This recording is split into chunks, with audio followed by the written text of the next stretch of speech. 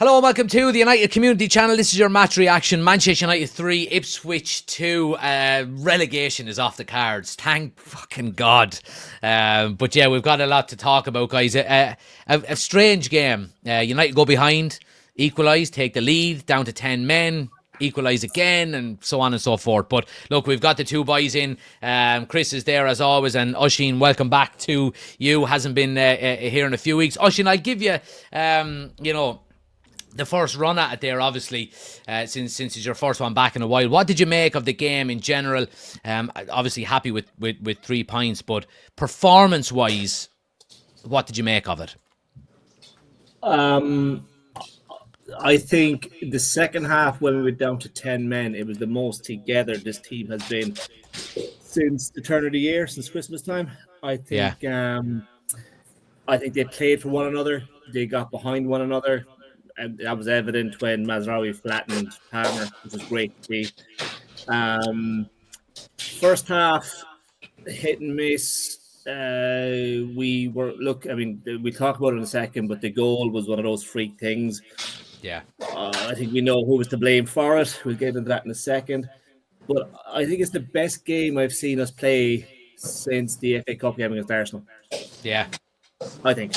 There's something about going down to 10 men that maybe galvanises the team. Maybe we should start every game 1-0 down and start with 10 players and see does that make it fair. Chris is shaking his hands there. Chris, give us your thoughts on it. Obviously, it was a kind of a rousing performance in that second half more than anything. But in terms of maybe how Ruben Amorim wants to set up this team and how he wants us to play in the future, did you see anything of that in the game? I did. Before we went down to 10 men. Jesus. Hold on 1 second. I don't think he agrees with you, Chris. Yeah. Amazingly enough, the Amazon guy. Let me just go out into the fucking sunshine here, where it's lovely and warm and it's not fucking 4 degrees and raining in Ireland. That's true. But, I think... turn a little bit away from the sun because we can't see you that way. There we go. But I think that I think we saw a little bit even when before we went down to 10 men, it was a lot of, Garnacho did well, even though he's playing wider than I want him. And, you have a real sticking point about that wide Garnacho. I do. He leaves no room for Dorgu to overlap, and that's what you get him for. I have a problem with that, so I don't know what's going on there, but I'll leave it alone for now. But I thought he was dangerous. I thought he did some things. He got into the box. He was a little bit. He was carrying the ball a lot better and trying to make things happen, which I like to see. Like you said, Jack, before Dorgu got sent off, I think he was one of our best players on the pitch. He tackles hard. It's an unlucky red card. I said it was harsh at the beginning, but after watching it a couple times, it's a red card. He does get the ball first and it rolls over and he hits him in the leg. It is a red card. I can't. Yeah, I think the best way to say is maybe what I said on the live is that I don't think there's any malice from the player in it. It's just unfortunate turn of events, maybe. It is, and it sucks for him because he's been playing so well. He's been, progressively stepping it up and playing really well, and that's going to be a loss. But hope maybe they'll only give him 1 game. I don't know. We'll see. I doubt it, but no, it's an automatic 3 for a violence sending out. But you can appeal it, can you not? Yeah, but I don't know if there's going to be an appeal. No, I get you. But at that point, it's a bad. It's an unlucky thing. But even after we lost Dorgu, I thought, the second goal that they got, the equalizer. I don't know what's going on with Onana. I really don't. I had flashbacks of the Champions League game when the crosses come in and he just standing there. He's like, I'm like, it hurts. It really does. But with that being said, we came back. We got, Maguire got the goal and everything like that. So I like the fight that we had, even down with 10 men. We didn't park the bus and just try to not win the game. We didn't try to just tie the game and everything like that. I think you're starting to see a little bit of Amorim ball. I think you're starting to see it. Things have to come together. Bruno and Ugarte played well together. Yeah. Now, my concern is, do I think they can do that game in and game out? I don't. I mean, I don't think that's a matchup that they can go toe to toe like game in and game out. So I think that's going to have to be addressed and so forth. But other than that, I like Delict. I mean, you know, we finally got a little bit of luck on their own goal. I mean, we created that chance. I mean, you cross the ball, you put it in the box, and see what happens. And then, Delict was there to clean up the second one, and then McGuire had the third. So I mean, I can't fault anybody for that. Yeah, I'd like to see our forwards score a little bit more, but yeah. Well, that's the big concern. We'll get into that in a moment. Let me get through some of the comments here. There's a couple to get through. Why do we play better with 10 men, says Young Sauce? Yeah, well, the last 2 times we've gone down to 10 men, we've looked really good. Dylan says, good result, okay performance, some bad calls by Ruben. Let's focus on the FA Cup now. Let's go win Manchester United, says Passat.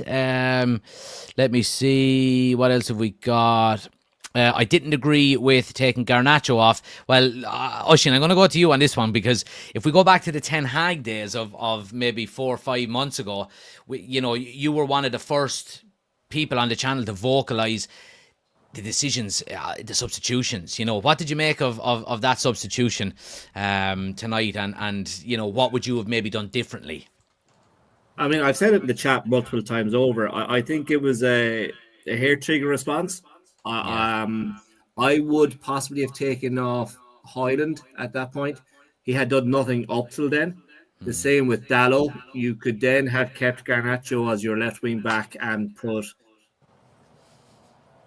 I see Chris agrees with me as usual, but I just felt that it was a hair trigger response, that he was that we were getting our best play on that left hand side.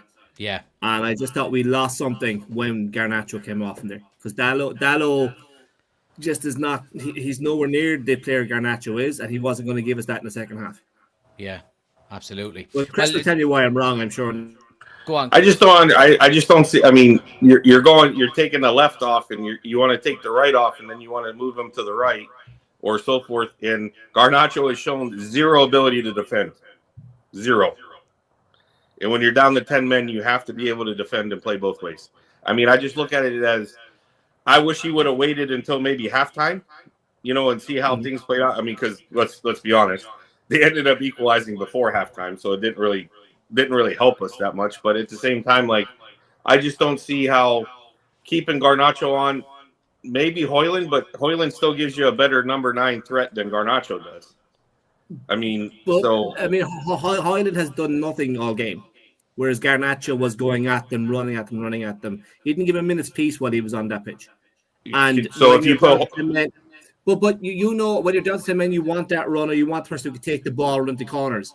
That's Garnacho. That's what he's going to do. He's going to run at people. He's going to keep the ball away from them. Chris, can I ask, right? Yeah. Not that you seem to be anti-Garnacho, but there's been very little positivity from you about Garnacho in the last few weeks, when I think he's probably been our most dangerous player without having, the consistency of putting the ball in the net. You know what I mean? And I understand that, that's probably what you need to be good at. But he has looked like our most dangerous outball, our biggest threat in the last few games. What's your issue with him? I don't think he fits. I don't think. I mean, now if he doesn't fit, how is he our most dangerous player? Because he sits out on the wing. I mean, and to go back to Oisín's point, like, and I understand. No, don't fucking go back to Oisín's point now. Answer my point, all right? Stop skipping over it. But he's our most dangerous player because, I mean, do we play through him? Yes, but at the same time, like, dangerous what? What has he done? He's missed more chances he's made. So, I mean, that's not a positive. I mean, I'm not saying that I don't like him, but I think everybody overrates him for what he is. I mean, I'll be honest with you, like, I'm kind of at the point with him that Don't say it. Don't fucking say it. I think that could he get a tad better? Yes, but I don't think he's going to be worldly. I mean, I just don't see it. I just think if he spent the whole summer practicing finishing, right? And he like if he scores 2 out of every 5 chances that he gets, right? Now this is an if, okay? I think I think we're talking about a completely different player. You know what I mean? And I don't think there's a big difference between a player that obviously goals are going to make a huge difference to how people view you. But if you strip away goals and just look at the areas he's getting into, the danger he's providing for us against an opposition team for a young player, I think there's massive amounts that he can go up. Yeah, I mean, I'm not going to disagree with that, but I mean, like I would say, sorry for cutting across. I would say he is Ahmad without the goals, and that's a good thing. And with a bit less of a defensive side to his game. You want to throw anything else on? No, there? not now. So he's that without was the goals. it. Now he's right, not that was it. That was it. All right. Oh wait, I'll pause. Hold on. Anything else? One more time. No, I just don't. Now you just made my point, Jack. Like, who would you rather have, him or Ahmad? And it's Ahmad all day for what he does. I mean, I can't. I mean, I don't think you can play both of them together. I think you can. I don't think it's. And we're going to be 10th, 11th, 12th when you play both of them together, because I don't think he's ready. I think we want him to be ready. I just don't think he's ready. I don't think Garnacho is ready. If he was ready, he'd be scoring goals. You know what I mean? But he's shown enough. He's 2 years off. Yeah, he's shown enough. But again, this goes back to what we've said about Man United's over-reliance on youth players. You know what I mean? And it's a shame that we are in that situation, but that's the situation we're in. I think of all of the players you could potentially let go, I think letting Garnacho go, I think we would regret that more than any other player. You know what I mean? I think he in this squad. No, it just in general. I think he could go. He could go to Serie A, he could go to La Liga, the Bundesliga, wherever he goes, he would score goals and he would look really good. He'd look really and I think we would regret. Like, we're not regretting letting Anthony go because he scored 3 goals in 3 games. You know what I mean? I just think if we let Garnacho go, you know, in the summer, whenever the case may be, I think we would look back on it in 3 years' time and see what he's doing and go, oh, we shouldn't have done that. But that's the problem, Jack, is like, I agree with you to a certain point, but then I don't, because if you let him go and he goes to Serie A and he scores goals, I mean, shit, McMuffin's scoring goals there. So everybody can score goals there. So, I mean, it's not apples to apples. Now, if you're going to tell me we're going to let him go and he's going to go to another Premier League club and then he's going to do that, then yes, I say you regret it. But the other part of the equation you got to factor into is, if you let him go, who do you bring in? And if that player is better than the player that you let go, I don't think you can really make that. You don't have the answer to the problem until you know who you're bringing in if you do let him go. By no means am I saying sell him. I just think he needs to – I think we need someone better, and then he needs to learn, just like Hoyland. I say the same thing about him. You need someone better to show him how to play. Yeah. Because trial by fire is not working for us right now. Yeah. Oisin, chime in here. What's your thoughts? I'm just waiting for the popcorn to come, guys. It's great crack.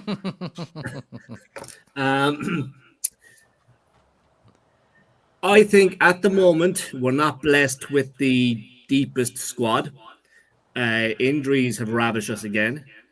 So I think he's our best, most creative player after Bruno. So I think we have to play him week in, week out.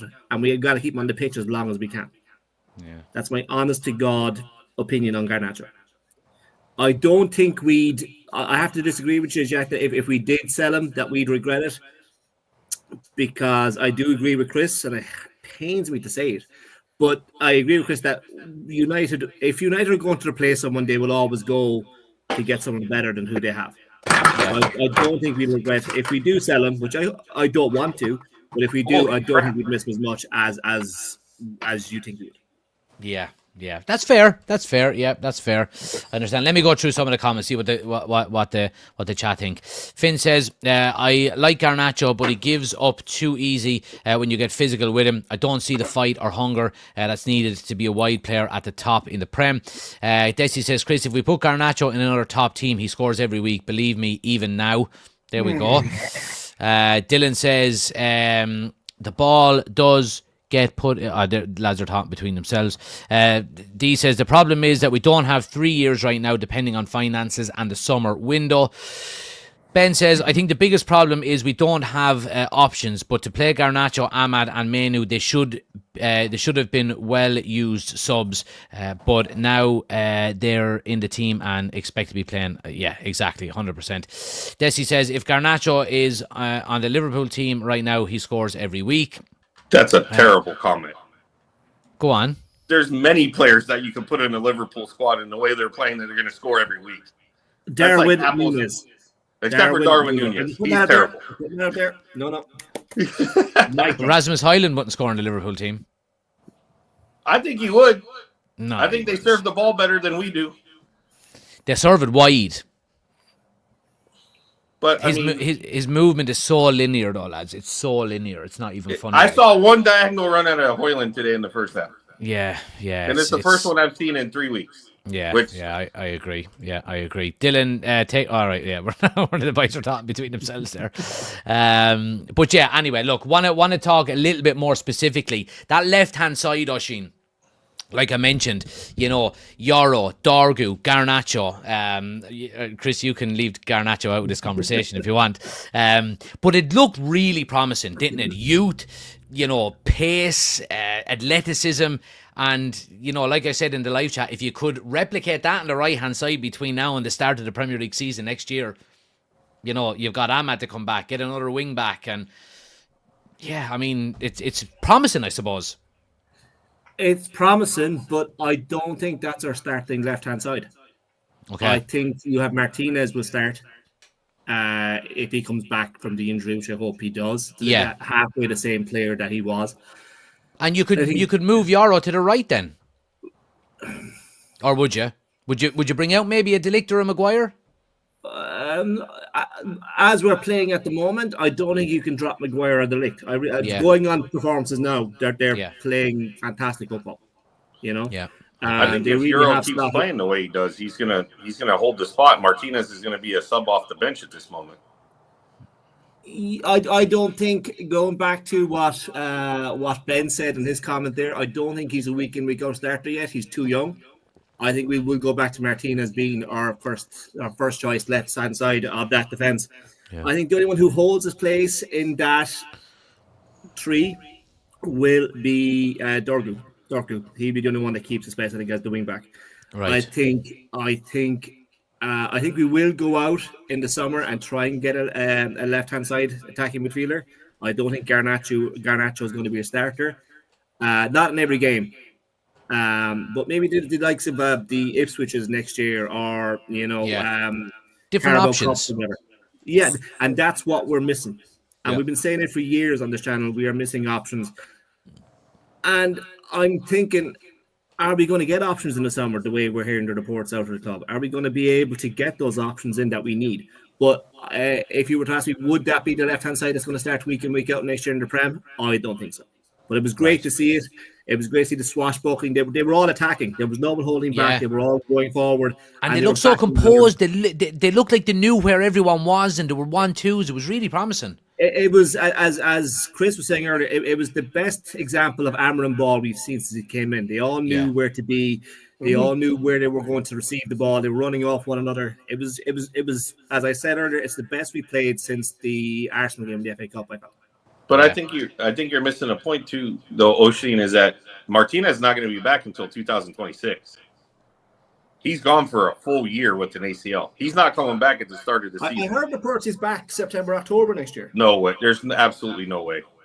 After an ACL like that, I mean, I'd have to find the reports I read and send them on to you, but I heard September, October. I mean, not of this year. No, there's no way. He just had surgery. He's at least 6 months before he's running full speed.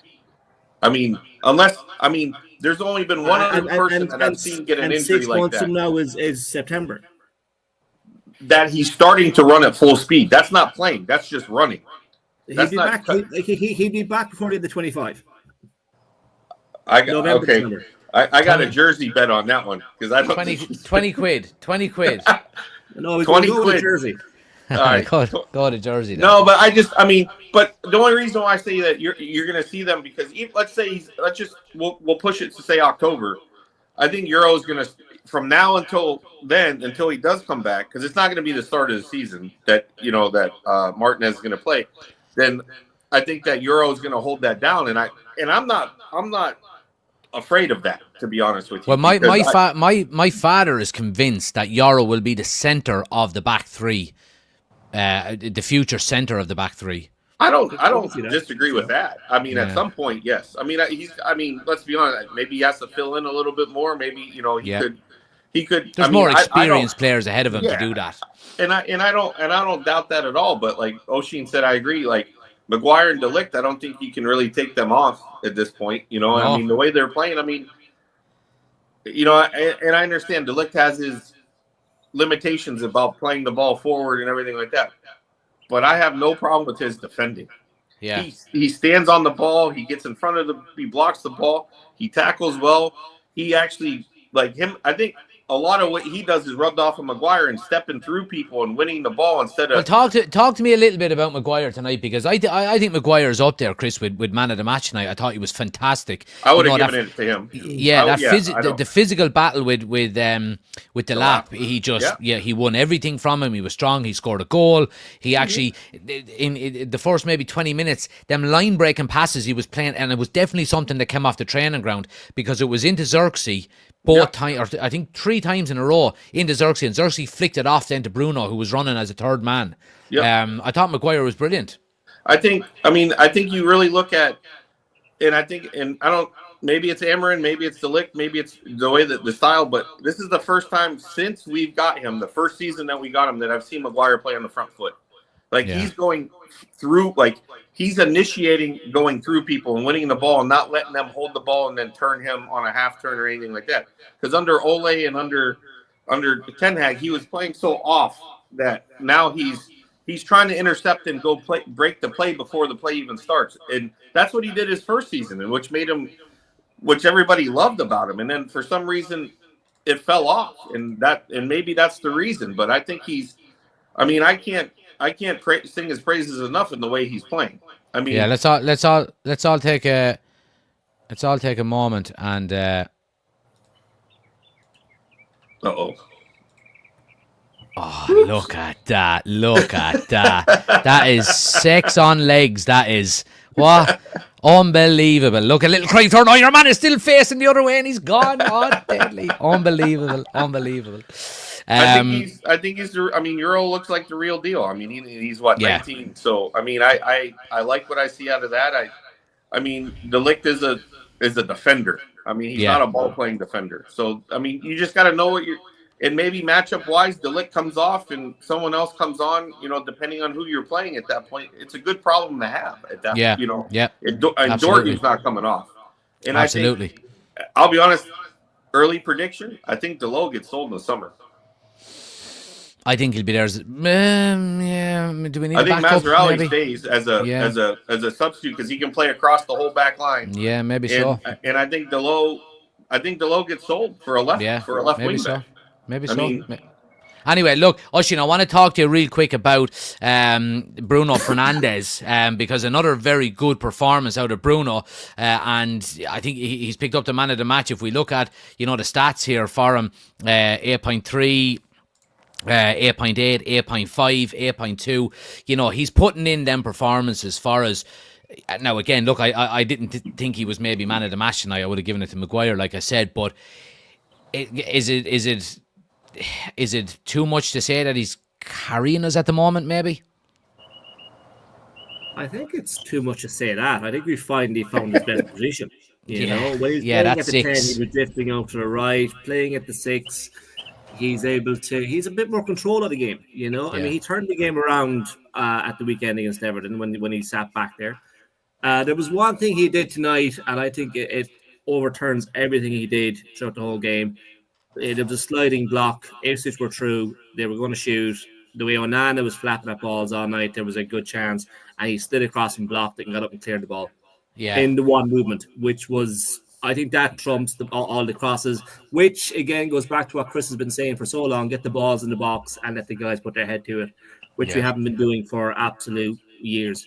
But I mean, the last 2 games, he scored one at the weekend, and he set up the other 3 goals out of the last 5, if I'm right saying that. Yeah, and I think, did he have an assist on all of them tonight, except one of them will be taken away because it was an own goal? He won't get the assist in the own goal. No, he won't get that assist. But, Yeah. But the balls he's playing in, the pace he's putting on them. Again, it's not fair to say he's carrying the team at the moment. I heard him referred to on a podcast as our talisman.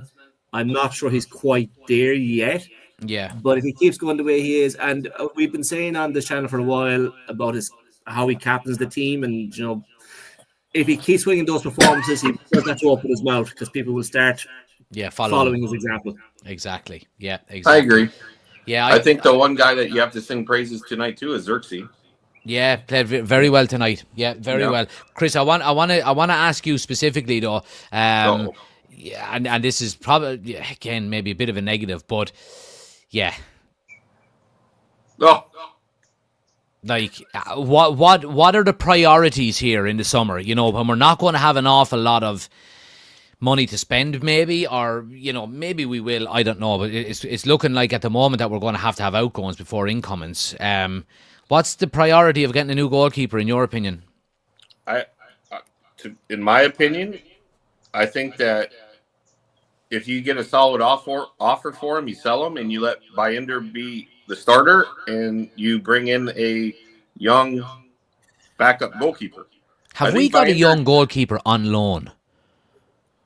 That played it. He played a game really well. Was it Kovar or someone? Yeah, he was sold, wasn't he? Was he sold? Maybe. Yeah, I thought we had maybe. We had Kovar, but I think he was sold. I think Ocean's right. We sold him, but I think you bring in someone young. I know that who was the guy that the Asian kid that we were linked to before. I know his name has popped up. I'm not sure. He ended up going somewhere else right now, or but I'd have to look up his name. I'll send it in the chat. But like I saw links to him again, but I was just like, I think Onana's got to go. I'm sorry. I'm like, I can't. Desi says Onana was only giving Ipswich a chance, lads. Will you leave him alone? I mean, I just don't understand his positioning, what his thought process is.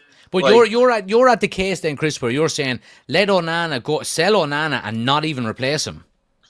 Not replace him. I think Binder can do. I think Binder can have the opportunity. If you're not, I mean, you do that. But he had one game where he was bad. The first game he played in 2 years. Did you see what the 2 Irish lads actually done there? The 2 of us just went. No.